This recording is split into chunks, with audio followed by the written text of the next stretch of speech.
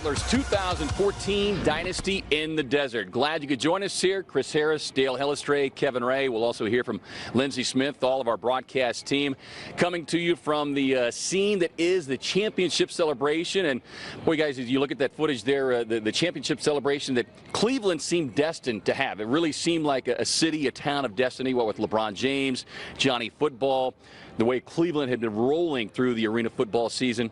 But along came the veteran and metal-tested Rattlers and put a absolute hammer on them. They did a really nice job, and I don't know if anybody really saw that coming, as the Rattlers frankly kind of struggled coming down the stretch till they played San Jose in the National Conference Championship game.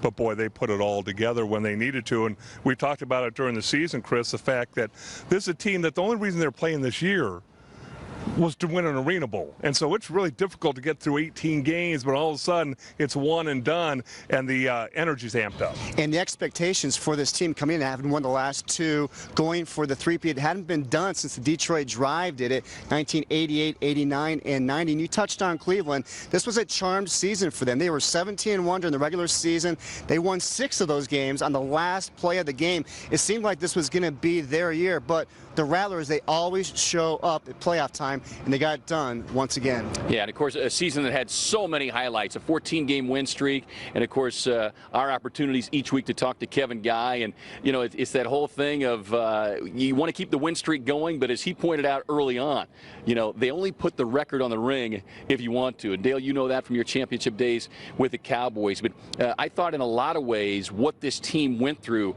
in that last month really better prepared them for what they would encounter against a much better team than Portland's record would suggest, and then, of course, San Jose. I went through trying to three-peat, and I understand how it is no fun. The season is no fun because if you don't win another Arena Bowl, then your season was not successful. So it's difficult to get up for all 18 games and then add 3 on into the playoffs. So once the playoffs got here, the team seemed like it had a lot more fun. And, Chris, you were there in Cleveland, and I know just in thinking back to the NBA season and the comparison that LeBron James and Chris Bosh made, saying that this year for them wasn't any fun. And I know that the Rattlers didn't want to experience this, but they went through that kind of business-like attitude. But just talk about the euphoria and, in a lot of ways, maybe the relief that you felt down there on the field. Absolutely. Cleveland, this was a city and a team. They hadn't won a football championship since the Browns did it in 1964. They were hungry for a championship, and they got there, the Rattlers, and there was a little bit of a disrespect factor, I felt, from the Gladiators towards the Rattlers. They were feeling good about themselves, but the Rattlers showed up, and they took care of business like they always do. Yeah, respect is spelled in the form of the win. A third straight Arena Bowl championship. Stay with us. We will continue our coverage here. The Rattlers 2014 Dynasty in the Desert after this.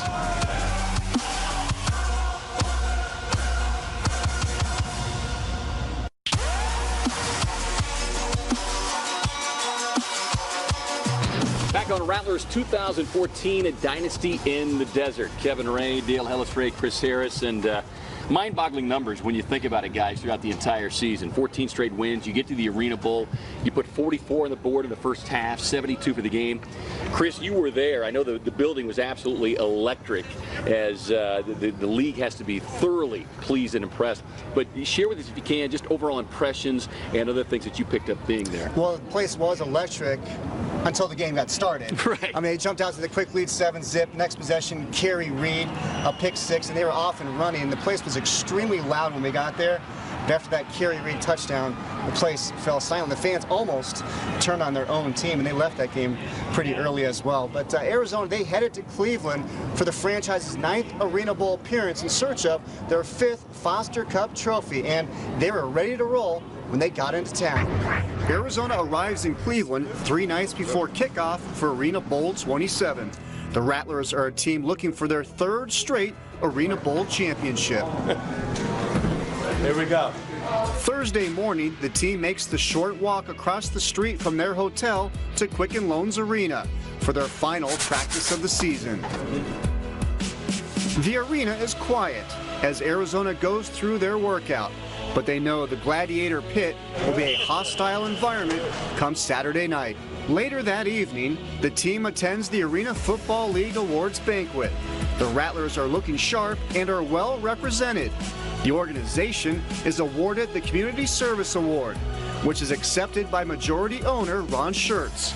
Marquise Floyd is tabbed the league's top defensive back, and quarterback Nick Davila is named the league's most valuable player and Offensive Player of the Year.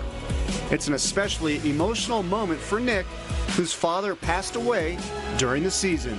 I told my father if this was going to be his last season for me, for him to see me play, I wanted to give him the best football game or season I've ever played, and I think I did the best I could, and I want to thank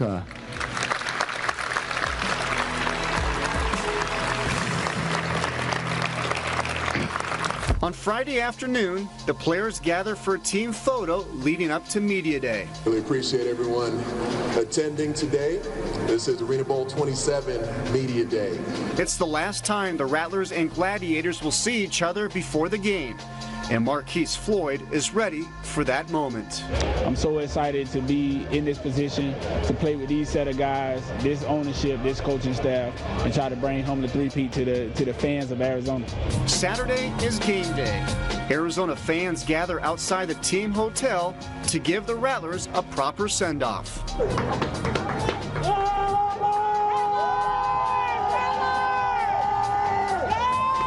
Outside the arena, the scene at the AFL's Fan Fest is picking up. Let's go Rattlers!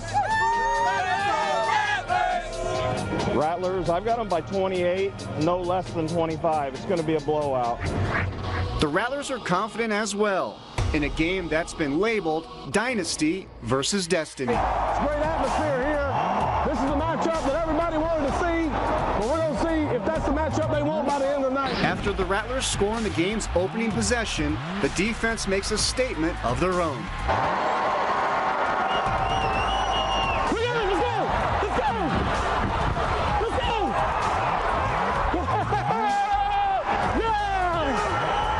The Rattlers never slow down as the onslaught continues.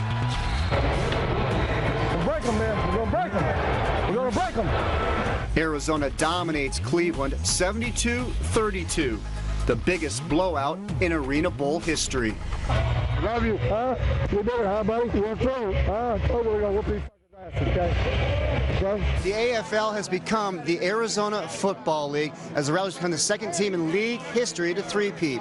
Kevin Guy now has become the second head coach to win 3 straight Arena Bowls, and quarterback Nick Davila is the first quarterback in league history to lead his team to 3 straight championships. It's unbelievable, all the stuff we've been through, the whole team, on and off the field, all that we went through, you know.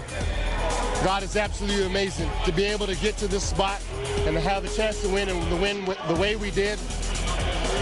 Storybook stuff.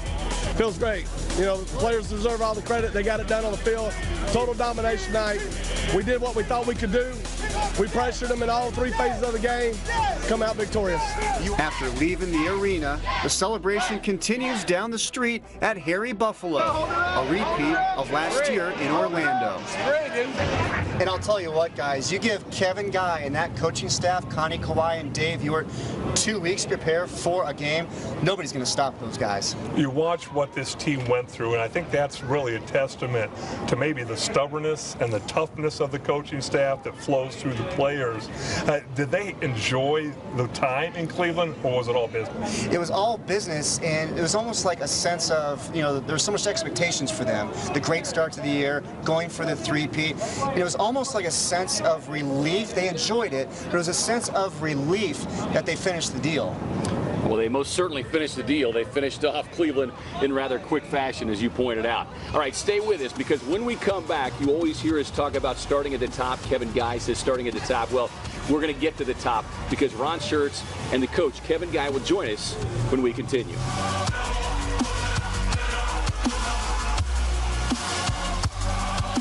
On the next episode of Step Outside, grab your tools.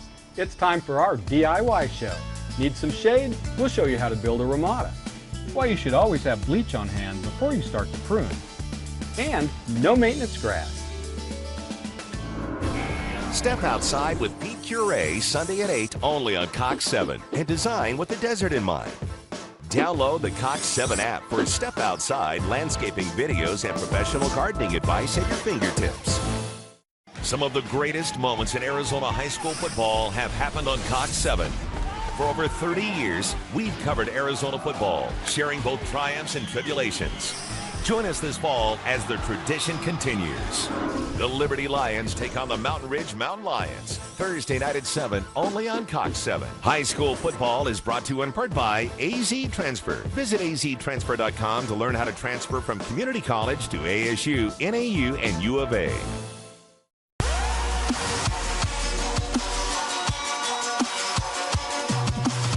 Well, welcome back to the Rattlers 2014 Dynasty in the Desert. And joining us here on the set, the masterminds behind this three-peat for the Arizona Rattlers, Ron Schertz, the owner, and, of course, Coach Kevin Guy. And, gentlemen, let me first off say congratulations. And I know it never gets old, but, Ron, I'll start with you. A third one, especially when you consider what this team went through the last 6 or 7 weeks. Does it make this one a little sweeter than those first two? I don't know that it makes it any sweeter. It definitely makes it history, you know, and I think that's probably the better thing for us because, you know, I think we went in there with confidence like we never have before and, you know, get that first one off, you know, the first one off your back and then get that back-to-back. So I don't know what's sweeter, but it's a great time to be here. So, Kevin, talking about it from a coaching general manager point of view, those last few weeks, how much of a struggle was it for you understanding that really nothing mattered but the playoffs and winning the championship, but balancing that with having to win some games? Well, you know, once we locked down home field advantage, you know, it was really about winning in the playoffs. And, you know, we rested some guys down the back stretch to make sure they're ready to go. And you know, I thought our guys played their best games of the season in the playoffs. You know, I think Portland was a little better than what people thought they were. And I think they're going to be a tough team to go up against next year. But, you know, I thought we came out and played the best game of the season against San Jose. And then it just carried over into the championship game. Well, and I want to go back to that San Jose game because there were so many people who, you know, had some serious concern because San Jose was playing well considering the last trip there didn't go oh so well. But did you feel immediately after that San Jose game was over that we're back, we got the swagger back, and that confidence was where you needed it to be heading into the championship game?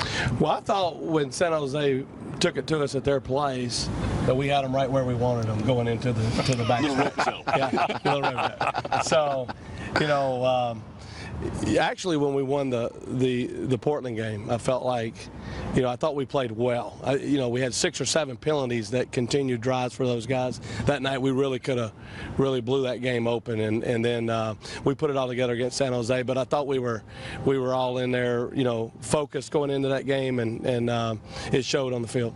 So, Ron, as an owner, there's owners who don't really care about winning. They want to make money. There's other reasons they own a team.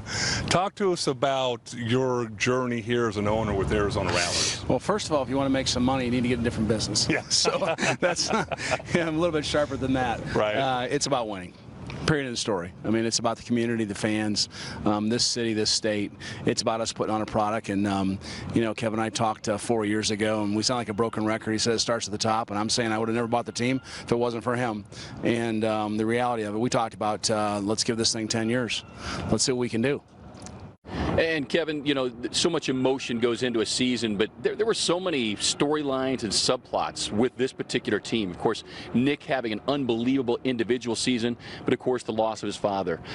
This team losing some veterans who had been a big part of previous championships.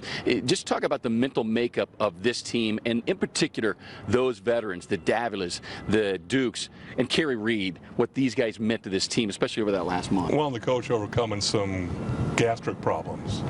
Gallbladder. Yeah, gallbladder, I'm sorry. So, you know, one of the things that we talk about first day of camp is mental toughness. And, you know, things are going to happen, you know, during the season, your personal lives are going to continue to move on, and things are going to happen off the field. And I thought our guys did a great job of fighting through all that stuff and finding a way to overcome it. You know, Nick with his father, Tyree's son, was in an incubator for a few weeks after the birth, was born several months early, and Poots had a grandfather die, and we had 7 babies, and you know, hey, I'm just glad to hear our guys are being active. Yeah. No more off season. Yeah, no more off season. But you know, we need to plan a little better for the babies. But you know, we found a way to overcome that stuff, and you know, our core group of guys that we've had here for the last 3 or 4 years, we got great leadership on this team. They've done a great job. You know, there are some of the critics as we close out here that have said 4 straight trips by the same team, winning it 3 years in a row, bad for the league. I know you guys would feel differently, but what kind of message does this send to the league? And Ron, I'll pose that to you quickly. Well, I mean, bad for the league is not being on ESPN, okay, with a sold-out stadium. That's crazy. That's not bad for the league. And regardless of who won that football game, it was great theater. And then, you know, I talked about, you know, I would love to have it here. I said, but the reality is for the league, let's go to Cleveland, where it's the hottest sports city in the country. Let's go up there, put on a show. Obviously, we want to win the football game. Unfortunately, a lot of those TVs were turned off in the second quarter, except for the Rattler fans. But I mean, that's good for the league. I don't care who wins. That's good for the league. All right, and of course, we may have seen KG's best 40 time on that return there by Kerry Reed as well, all without injuring his hamstring. Guys, congratulations. Unbelievable season. Congratulations. And nice job this year, guys, too. Thank you for the support. Thank you very much. All right, stay with us. Our coverage will continue here for the 2014 Arizona Rattlers Dynasty in the Desert. Stick with us. We've got some special guests coming up on the other side.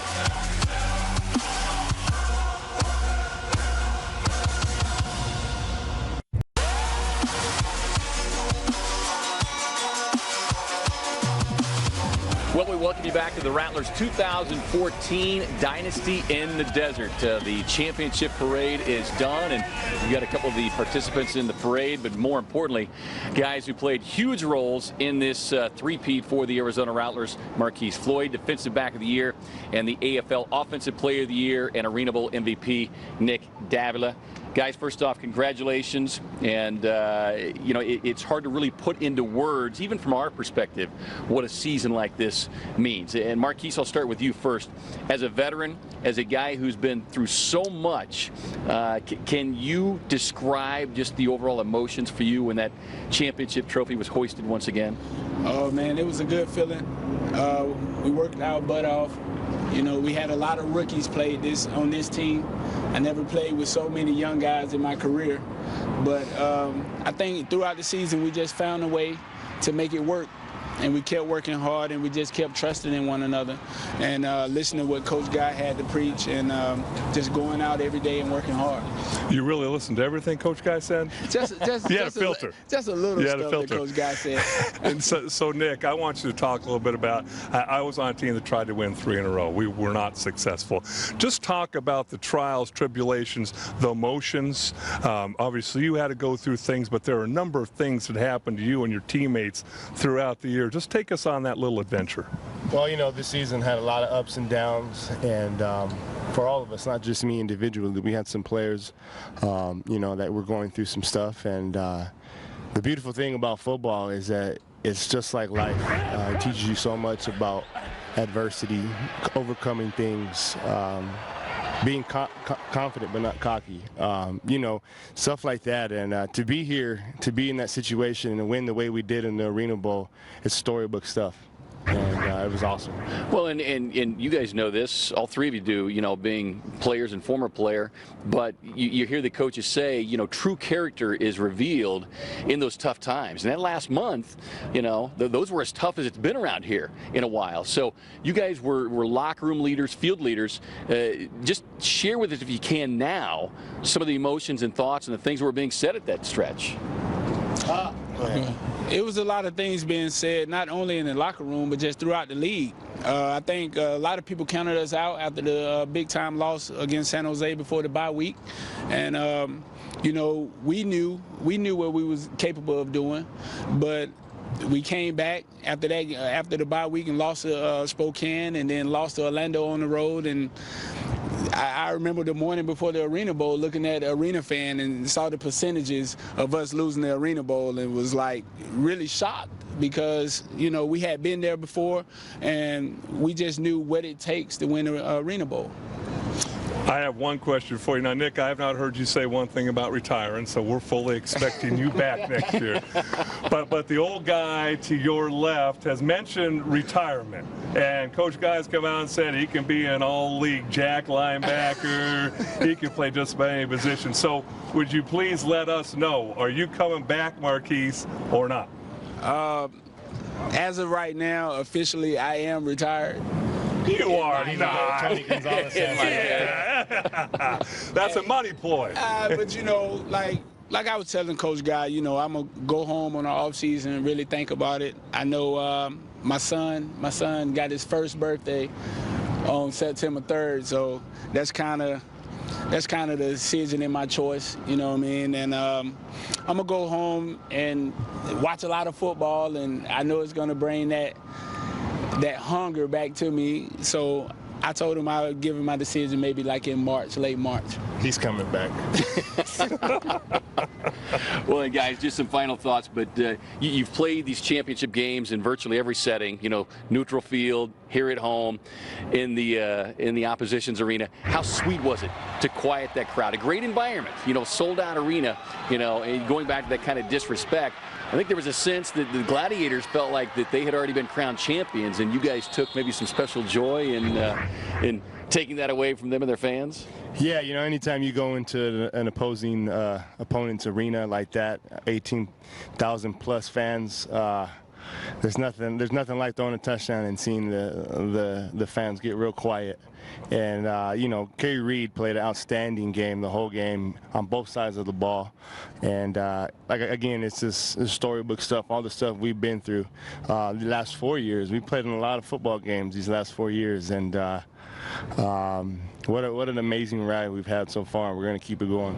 Well, and I can speak for all of us here at Cox 7. It's been a thrill to be a part of each and every one of those, and we look forward to more down the road.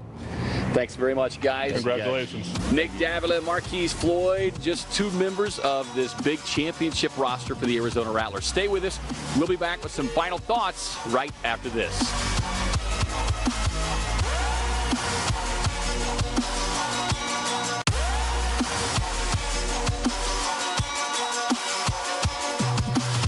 Back on Rattlers 2014, a Dynasty in the Desert. Got our broadcast team on hand here. Everybody enjoying the championship celebration in downtown Phoenix. Lindsay, you had an opportunity during the course of the season to interact with the fans, both in person at the games, but maybe more importantly on social media. What have they been saying this week following up that big win in Cleveland? Social media has been going crazy. Everyone is talking about the Rattlers and the Arena Bowl win. It's been so fun seeing the Instagram, the Twitter, and the Facebook pictures and videos, in fact. And these fans are absolutely amazing. They even came out to the airport to welcome home the team after the Arena Bowl. The Arizona Rattlers have some of the best and most loyal fans in the AFL. And to prove that, over 200 folks from across the valley filled the Phoenix Sky Harbor Airport to welcome home their three-time consecutive Arena Bowl champions. Oh, it was totally awesome after being there last night in the front row and watching them, you know, put the whooping on and being here to welcome them back. Yeah, what an awesome season we've had. You know, we love our Rattlers. This has been a great experience. Like, this is the third straight time you've made the trip home from the Arena Bowl as a champion. What are your emotions like as you're greeted by all the fans? Unbelievable. We got the greatest fans in arena football. The Rattler Nation is here, and they're proud. As the team made their way down the hall, cheers erupted, and everyone knew that the champs had arrived back in town. Oh, I think it's very special. We got the best fans in the league. Rattler Nation has always been out here to support us, and we're glad to bring the championship back to Phoenix. Well, and as you can see, just a small sample of just how passionate these Rattler fans have been during the course of this team's great championship run. Lindsay, before we get out of here, just some final thoughts and some impressions from you this season. It was an absolutely amazing season. I had a blast interacting with all of the fans online, and even at the airport, the fans came out in droves, and it was so much fun to see how excited they were to see the team return.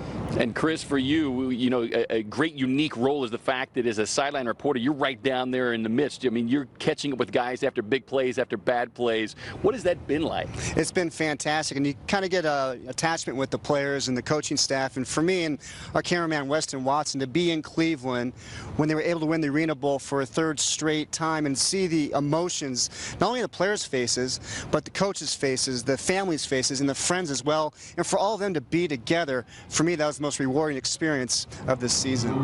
And Dale, of course, you know, for you and I, a chance to call these games, and no doubt, like Chris said, you know, kind of echoing these comments, you start to form a bond with, you know, the players and even that bristly head coach. You do, and you develop an affinity for him. And as a guy who tried to win 3 in a row with the Dallas Cowboys and fallen short, realizing how difficult it is to do, and to see this team overcome so much this season and then end it in resounding fashion was just fantastic. Well, we can't say enough thank yous to you, the fans who have watched each week of our games, and many, many big thank yous to our entire crew. Too many to name right now, but they know who they are. And without them, we're not here even doing this show. Special thanks to the Rattlers, because no doubt a class organization.